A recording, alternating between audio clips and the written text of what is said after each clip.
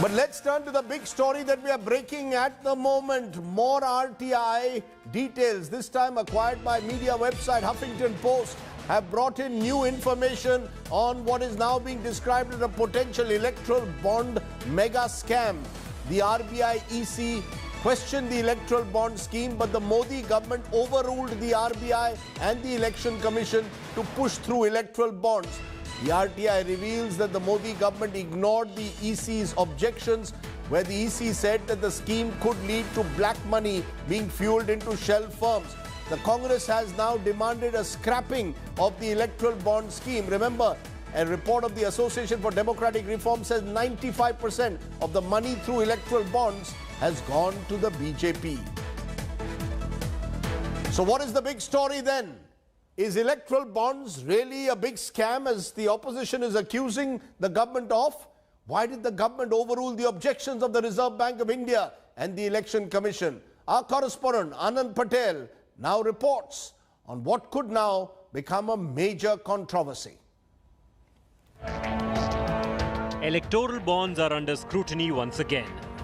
RTI documents have revealed the Narendra Modi government in its first term overruled serious objections raised by the Reserve Bank of India and the Election Commission to launch the scheme for party funding.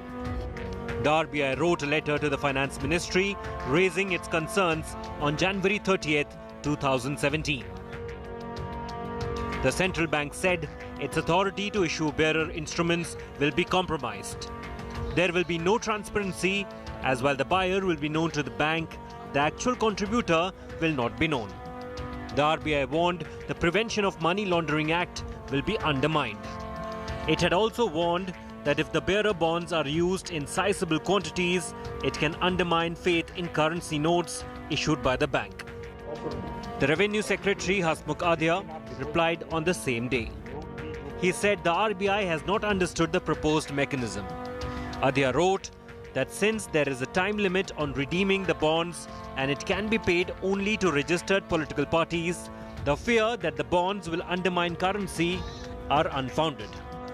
Documents reveal the Election Commission also raised objections to the scheme.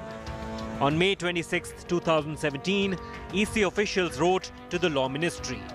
The EC warned the scheme will impact transparency of political donations. The election watchdog said the scheme will encourage black money for political funding through shell companies. The Law Ministry then wrote to the Finance Ministry on July 3, 2017, citing objections. The opposition has alleged the Modi government has undermined the authority of two autonomous institutions of the country. Whole bunch of officials led by ministers who have been involved in this whole exercise, a cover-up, and this is a scandal. This has to come out. Action has to be taken. An inquiry has to happen. We want to scrap this scheme, which is damaging to transparency in democracy. The Modi government has not reacted to the new revelations. Electoral bonds worth 6,128 crore rupees were sold between March 2018 and October 2019.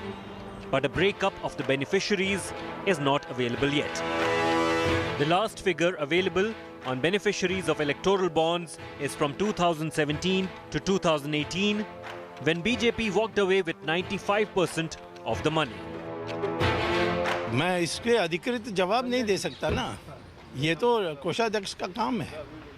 मैंने पैसा receive नहीं किया, मैंने पैसा गिना नहीं, मैं अखबार में देखता हूँ तो मैं क्यों जवाब दूँ?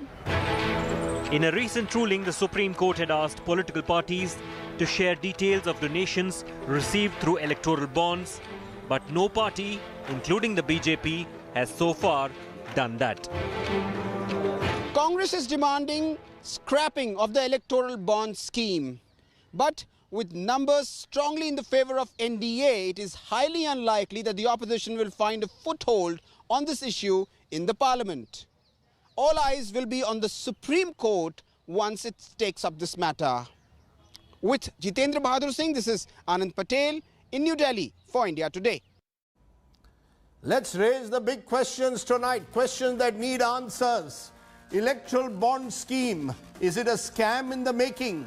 Will the scheme institutionalize quid pro quo and bribery with India Inc.? Why did the Modi government overrule the RBI and the Election Commission on electoral bonds? Did the MOS finance deliberately mislead Parliament? Is there a better alternative to electoral bonds to clean up election funding? Some of the big questions we'll raise tonight.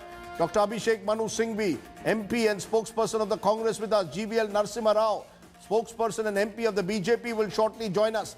Nitin Sethi is a journalist who has broken this story with Huffington Post, doing a series of investigations on Paisa politics. Jaiprakash Narayan is founder of Lok Satta. Appreciate all of you joining me at this moment. I want to come to you, Dr. Singhvi, first. The Congress today in a press conference is claiming that this has institutionalized bribery and corruption in election funding. Am I to understand that it never happened before electoral bonds? Are you saying that this is something new that has happened in the world of electoral financing? That earlier there was no bribery and no quid pro quos involved in monies that were paid to political parties, Dr. Singhvi?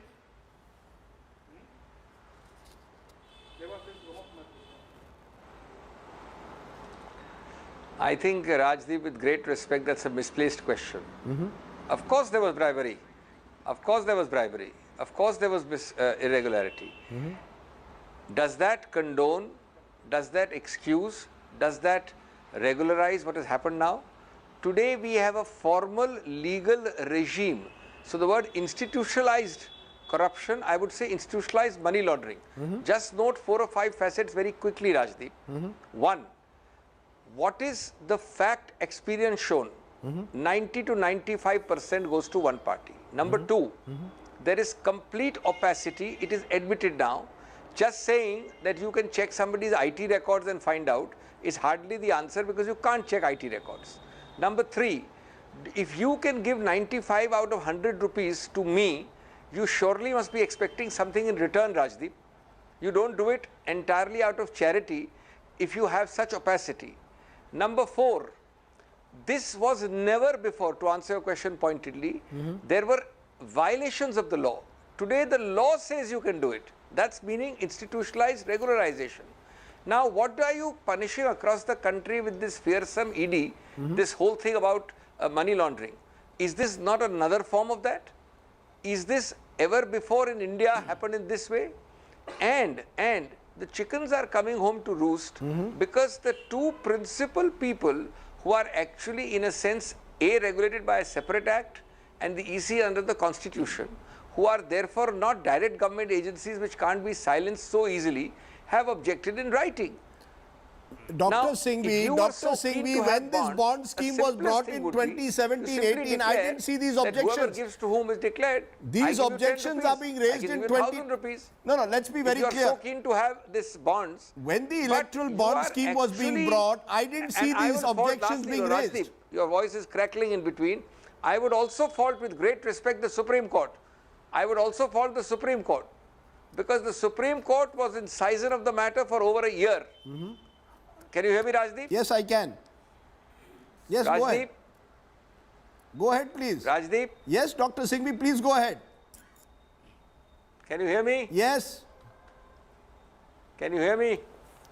Okay, yeah, now your voice has come again. We'll try now, and get... the Supreme Court, with great respect, I would also fault. Yes. It was incisive of the matter more than a year and a half passed, and they did nothing about it. They adjourned the matter. And it was adjourned with a short order for a later date. That later date involved 2019 national elections. Are you saying... So, I'm sorry, this has been a complete mess. And a scam is a mild word for this. No, wait, 1 minute. Are you telling me today, Dr. Singhvi, on this program, that the BJP deliberately brought in the electoral bond scheme so that they could get 95% of the funding without the country knowing who the donors are, without knowing the quid pro quo? Why did the Congress not red flag it at the time? Why are we red flagging it today, 6 months after the general elections, based on RTI revelations now? Why was it not red flagged in 2017? What are you saying? What are you saying? Rajdeep, what are you saying? Rajdeep, with great respect, what are you saying? Please do a fact check. Obviously, it is done, the person who does it, and the greatest beneficiary being the person, the natural inference is that it is done deliberately. Secondly, who says we didn't red flag it? There are 1,000 documents we have been shouting from the rooftops from day one. When the electoral bond scheme, I remember I was consulted, was floated in the very first 2017 part by Mr. Jaitley, our party sent a representation against it. Thereafter, there have been 10 press conferences. We've raised it in Parliament. We've taken out big, and we supported the Supreme Court hearing. But nothing happens because this government believes in working with a dictatorship attitude, and these pleas fall on deaf ears because you are trying to do it by fear. धौंस की राजनीति है ये. You know, you're making... Today, you see, EC and RBI also has been buried in the paperwork we have found now.